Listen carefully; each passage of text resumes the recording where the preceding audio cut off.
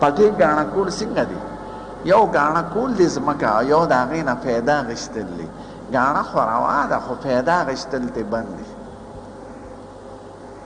ځمکې نه به فایده نه اخلې، کر کرونده به یې نه کې، او که کې نو د زمیندارۍ په شکل کوه، نیم مالک له ورکوه او نیمه ترې ځان له خوره، ځمکه به ستا قبضه کړي، یا په اجاره یې ځان ته ماتوه، چې څه رواج یې په هغه شان اجاره کوه. او دوسره خوراک یې چې قرض په قرض یې سر په سر، او ته د هغې نه فایده اخلې، نو دا حرام دی، سود دی. هغه عاجز به دا ګاڼه پسه خلاص. هغه که څاروی در سره ګاڼه وي د چا، غوا میخه، او هغه والا ګیا نه راوړي، نو ګیا به خوري، نو د ګیا په قدر ته فایده اخیستی شي، پی ترې لشلی شي. او کالي، اسلحه، ځمکه دې باندې خرچ نه کېږي، هغې نه به فایده نه اخلي.